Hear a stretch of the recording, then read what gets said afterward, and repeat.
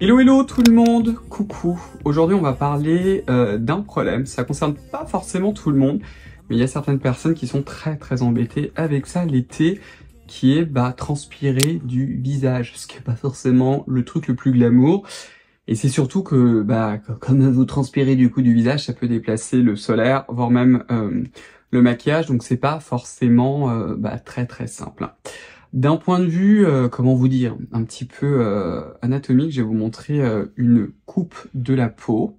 Plus exactement, même un schéma d'une coupe de la peau. Donc c'est un petit peu une représentation dessinée entre guillemets de la peau. Et juste pour vous donner aussi une idée, quand on vous dit coupe, c'est-à-dire qu'on prend votre peau et on fait une petite tranche comme ça et on regarde en fait, d'un point de vue anatomique, quels sont les différents composants. Alors qu'est-ce qui fait que nous transpirons? Eh ben c'est lié à une glande qu'on appelle une glande sudoripare qui produit du coup la transpiration. C'est ce que vous voyez là. La glande sudoripare en fait, elle a un pore qui produit en fait de l'eau salée en majorité et qui va sortir au niveau du pore. C'est le même pore en fait où vous avez aussi un poil. Alors soit c'est un poil comme un cheveu ou un poil sur le corps, quoi, quelle que soit la zone, ou alors ça peut être aussi un très fin duvet. Mais à chaque fois en fait il y a un petit truc un peu poilu qu'on voit pas forcément à l'œil nu. Il peut être extrêmement fin. Et vous avez aussi, c'est associé, on appelle ça l'unité pilosébacée. Vous avez aussi la fameuse glande sébacée, qui est chez les personnes qui ont de l'acné.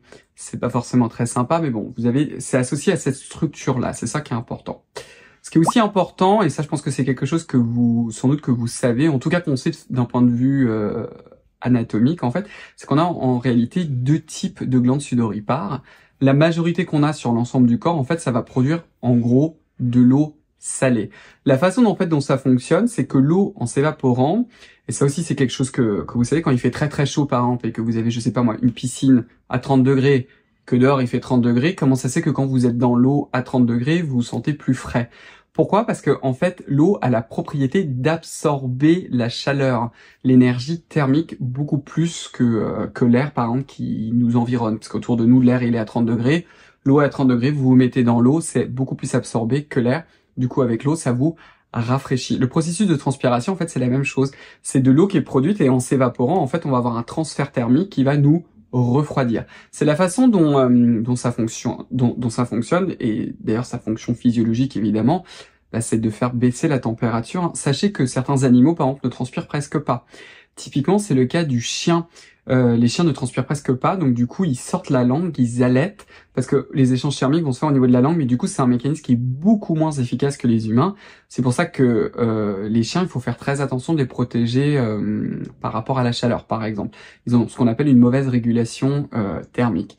Enfin ouais, bon, c'était pas le sujet de la vidéo, mais j'ai pas pu m'en empêcher de vous le dire. Donc la majorité en fait de la sueur que vous allez produire, c'est une sueur en fait qui est tout simplement composé d'eau salée, quoi. Globalement, c'est ça, et qui est inodorante, c'est-à-dire que quand vous prenez votre douche tous les jours, en général, si vous transférez du visage, bon, parce que ça là c'est le sujet, mais au milieu du front ou des bras, etc., ça sent pas mauvais. En revanche, ça vous le savez, vous avez certaines zones, donc par exemple, c'est les parties intimes au niveau des parties génitales, c'est sous les pieds, vous avez aussi sous les aisselles, sous les bras. Là, vous savez que chez beaucoup de personnes, si on fait pas en sorte d'avoir du déodorant et ce qu'il faut, ça sent pas forcément la rose. Alors pourquoi?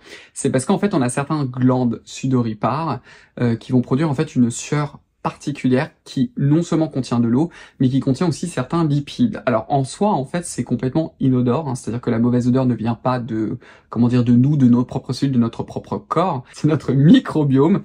Donc en fait c'est un ensemble d'organismes vivants et de virus qui vivent à la surface de notre peau en fait qui vont dégrader ces petits lipides, et c'est ça qui va être à l'origine de l'odeur.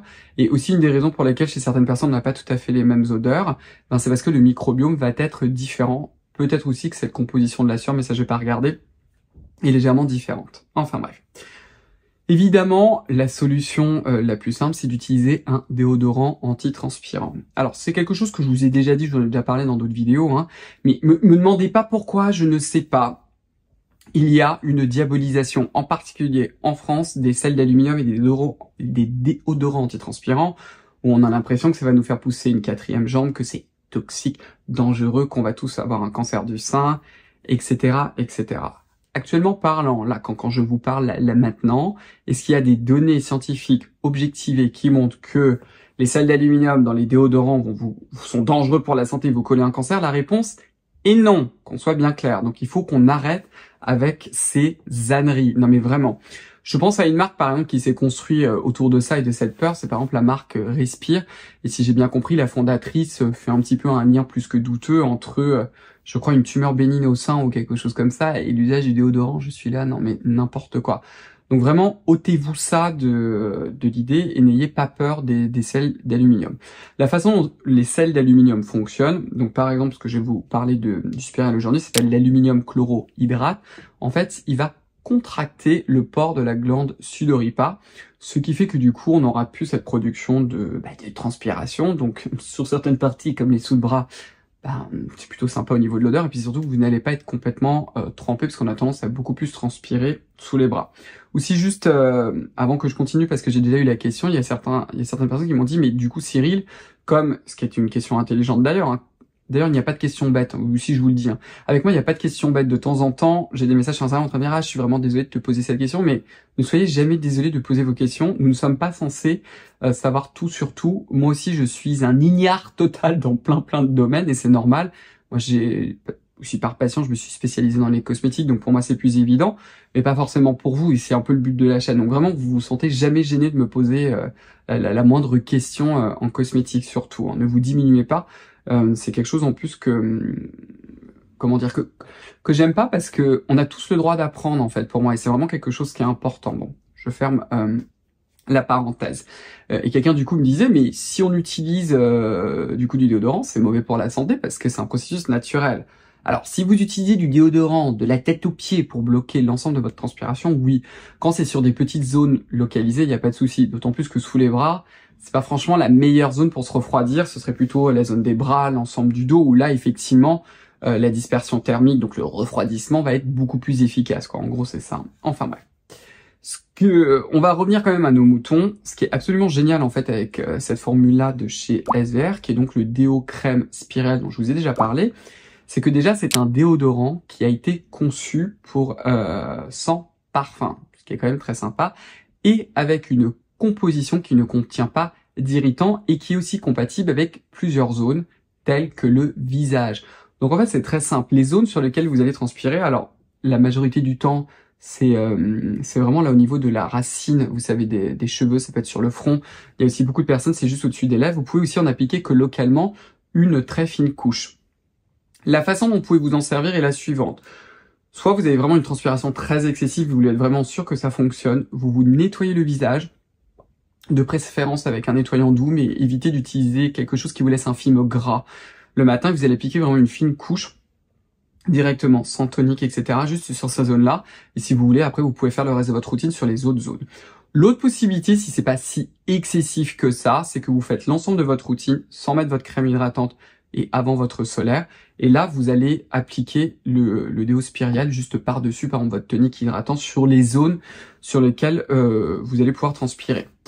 Comme je vous l'ai dit, ça c'est un déodorant, vous pouvez vous en servir sur les aisselles, vous pouvez aussi vous en servir sur les pieds et sur d'autres zones où vous transpirez vraiment de façon excessive. Bien évidemment, l'idée n'est pas de s'en recouvrir de la tête aux pieds pour ne plus du tout transpirer, mais pour bloquer sur des zones problématiques.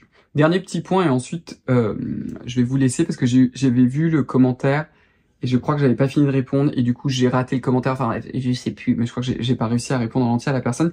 Il y a quelqu'un qui m'a dit non mais ce déodorant ne fonctionne absolument pas sur moi. Un truc à savoir avec ce déodorant là, en tout cas que j'ai remarqué sur moi, et c'est ce que je vous disais d'ailleurs là un instant, c'est que quand vous l'appliquez, c'est vraiment important que la zone ne soit pas trop grasse. Comme au niveau des aisselles, une partie de votre transpiration, par exemple, est un petit peu grasse, c'est vraiment important qu'au moment où vous allez prendre votre douche, que vous ayez un nettoyant corps toujours doux, mais qui vous nettoie assez les aisselles, sans les agresser, évidemment. Personnellement, celui que j'utilise le plus souvent, ce sont des pains dermatologiques. En ce moment, par exemple, j'utilise celui de chez Dove, qui existe également sans parfum. Et sur l'ensemble du corps, j'utilise par exemple le baume lavant de chez SVR. Si j'utilise uniquement le baume lavant, il ne nettoie pas assez mes aisselles et donc du coup, le déodorant sera un petit peu moins efficace. Donc c'est un petit truc. Et appliquez-le aussi sur la peau sèche. Donc souvent avec les aisselles, c'est pas forcément sec. Pareil, si vous voulez gagner du temps, petit sèche-cheveux, position froide, vous mettez le déodorant. et ça marche très très bien. Donc écoutez, voilà pour cette petite vidéo un petit peu astuce pour aujourd'hui. J'espère que vous en avez appris aussi un petit peu plus sur le fonctionnement de notre transpiration et de votre corps.